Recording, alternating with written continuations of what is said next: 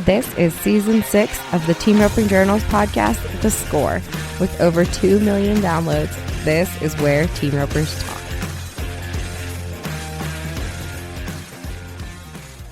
Today's episode is brought to you by Professional's Choice and their 2X Cool Sports Medicine Boots. We're going to tell you more about this awesome new product at the commercial break. Hey everybody, welcome back to The Score. This is Chelsea Schaefer, and I am coming to you from my home office just a week after the Cinch Timed Event Championships. This episode is going to drop on March 16th. So it's about 2 weeks since we watched Cody Doescher win the Cinch Timed Event Championships, and I recorded this interview with him when he was still pretty out of breath from the grueling 25 head that he roped and he bulldogged at the Lazy E there in Guthrie. If you missed it, it is on roping.com, and holy cow, you all watched so many hours of it on the roping.com app, which if you have that on your smart TV, on your phone, on your web browser, it's a lot of fun. There's so many thousands of hours of content, and the Cinch Timed Event Championship is just one of the things that you can binge over at roping.com. Cody Doescher had worked for 10 years. He had only won $12,000 in his time at the Cinch Timed Event Championships, but he took home $100,000 from the Lazy E this past March 4th. It was amazing to watch in front of his hometown crowd. He was the first Oklahoman to win the event. So without further ado, here is Cody Doescher from the Cinch Timed Event Championships.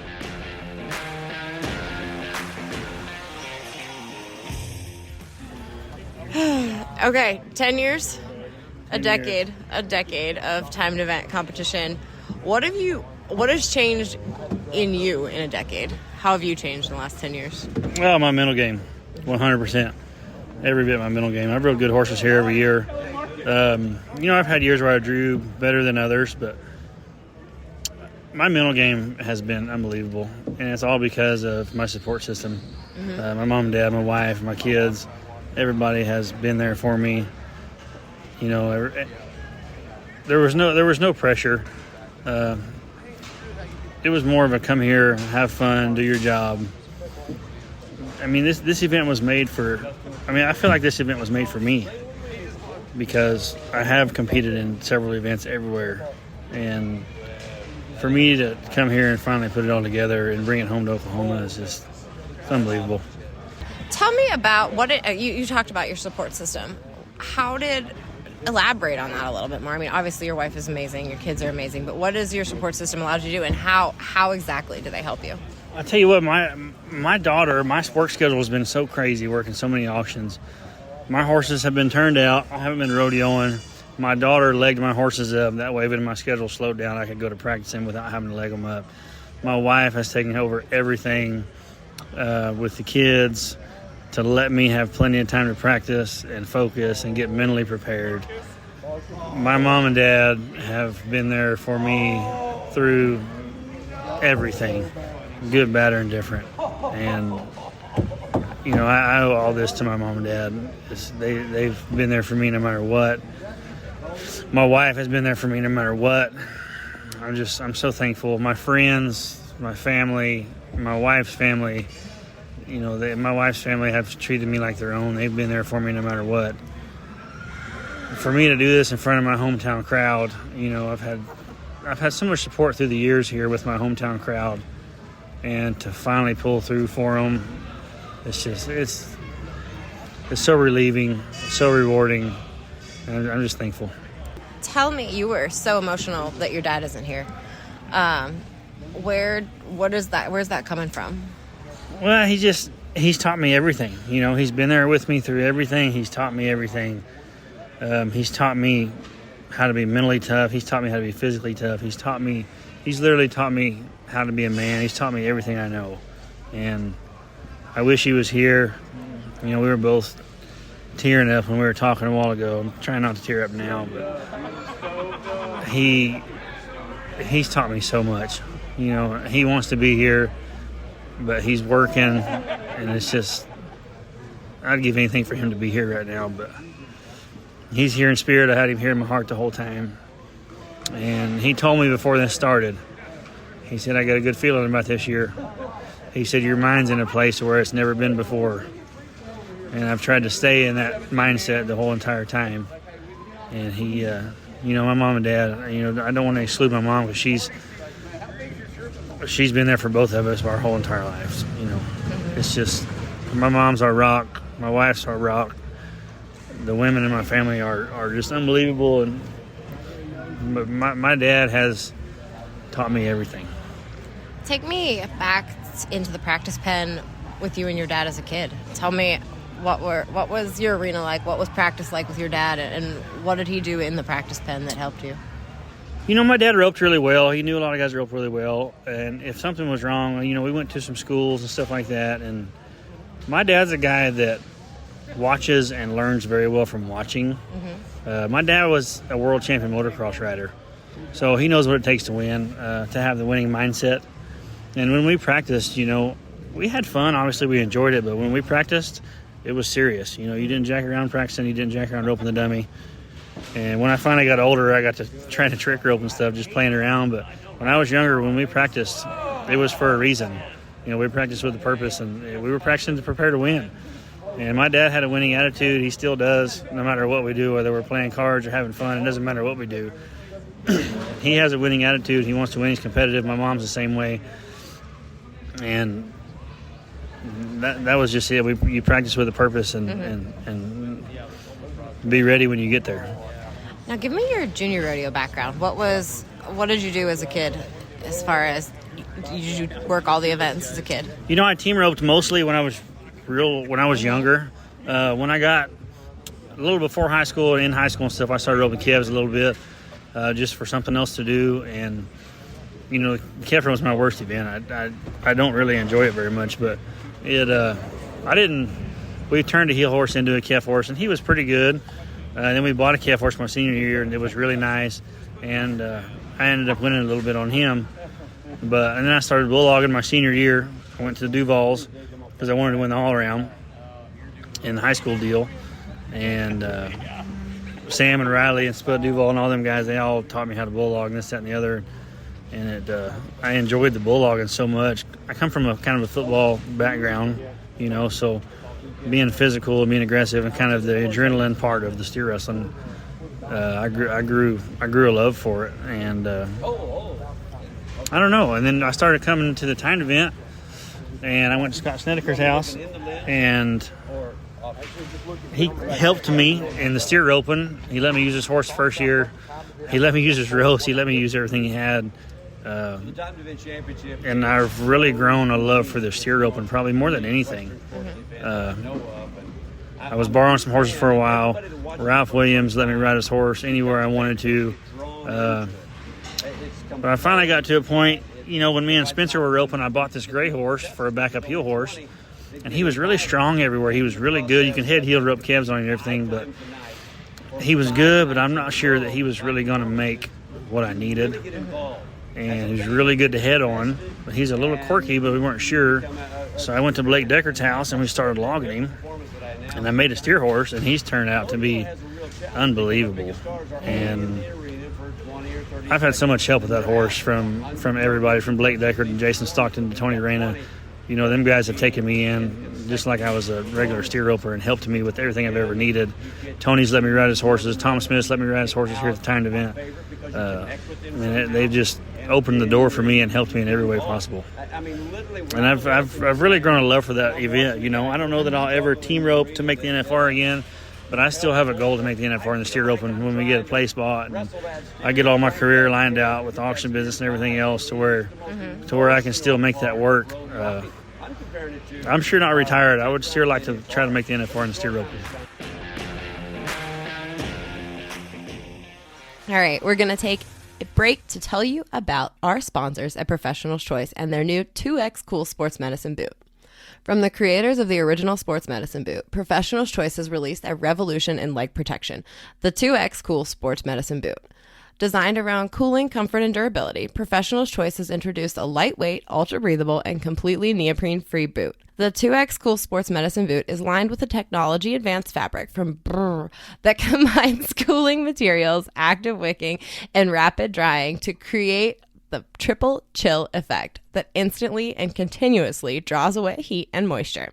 Professional's Choice 2X Cool Sports Medicine Boot will keep your horse's legs cool, dry, and protected. Check those 2X Cool Sports Medicine Boots out at profchoice.com. That's PROFCHOICE.com. Tell me about why did you, I mean, there's lots of guys that have 3 kids that are, and wives, that didn't decide to quit rodeoing. What made you decide to follow a career path? You know, rodeoing is so hard to make a living. You know, you can win a lot, but it costs a lot. Especially for me, everywhere I went, I did 2 to 3 events. Mm-hmm. So the expenses are through the roof. But when I didn't get into the winter rodeos, I know how hard it is to make the NFR. I haven't made the NFR. I've been close. I haven't made the NFR when I got in the winter rodeos. And to start so far behind after I got hurt, not getting into any of the winter rodeos, I wasn't going to do that to my family. You know, my dad raised me to be a man and to support my family. And I made myself a promise long before I ever had a family that I wasn't going to leave my family hanging and go off chasing a dream when I had a family to support. Yeah, that's impressive. I love that you keep talking about your dad and everything that he's taught you. That's amazing. Well, he did it for me, you know. Yeah. My dad supplied me with the horses. He supplied me with every opportunity in the world, and I want to give the same thing to my kids. You know, I don't want to risk my kids not having something for me to chase a dream. Mm-hmm. You know, especially it's not completely unrealistic, but it's tough when you don't get in the winter rodeos and you don't have any money won. Starting this summer, you know, especially as many guys as there is now that rope good. You know, used to there was 20 or 25 guys that just won everything. Now there's 60 guys that can win first at any moment, and it's a different world now. Yeah. What was your proudest event here? What did you think you did the best? The heeling? I'm more proud of my steer horse than anything. That's awesome. He's you know, to make one and for him to work. Mm-hmm. is rewarding, but he's kind of quirky, you know, like the loud noises and the crowds, and he held it together pretty well. He got a little jittery on the end of it a couple times, but to make that horse and him work like he did here is really rewarding. My heel horse, obviously, I'm so partial to her. You know, she's like one of our kids. Mm-hmm. She's been a blessing to all of us. You know, my kids ride her. My steer horse, he was really quirky. My daughter, a feed sack can blow in front of him when she's on him and he won't move, but she's been so good for him. The kids have been so good for him, just kind of gentling him down a little bit. And I don't know, I'm so proud of my steer horse and everything. The heeling. What's his name? Remind me of his name. Holyfield. He's got frostbite ears, so we named him Holyfield. I had to look up how to spell Holyfield when I wrote it earlier. Yeah. Give me that last run when you missed that first loop.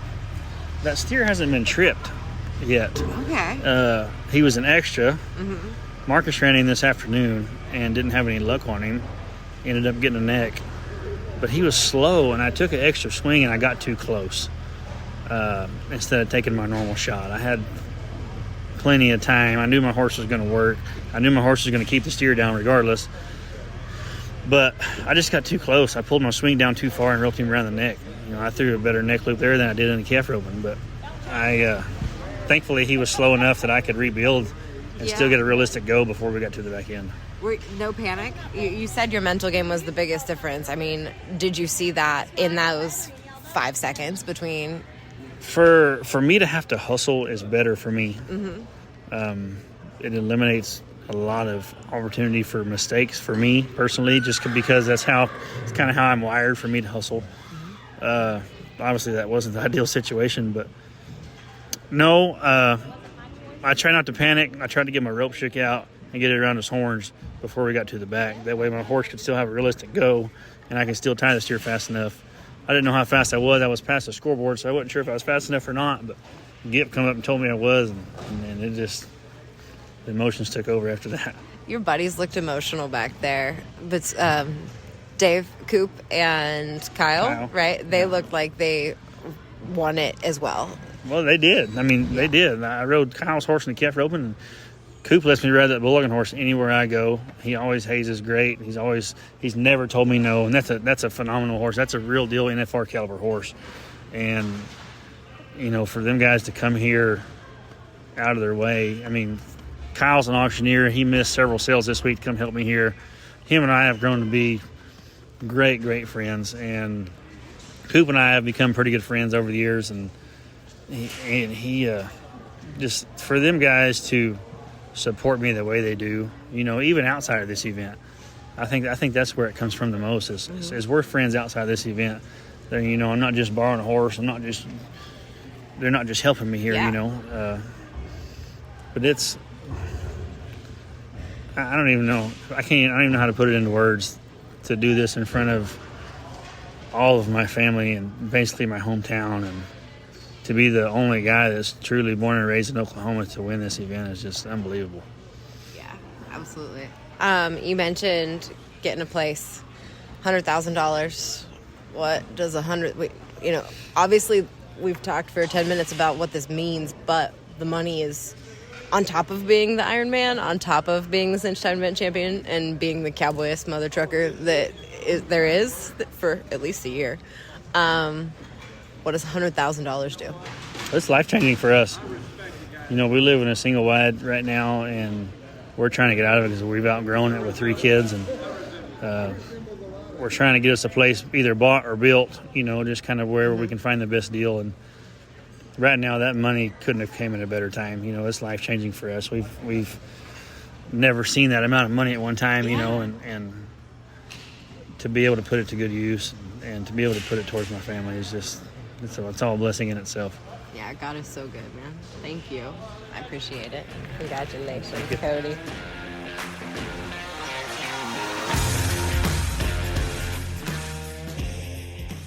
Thank you all for listening to today's episode, brought to you by Professional's Choice. Appreciate it, and we will be back again next week.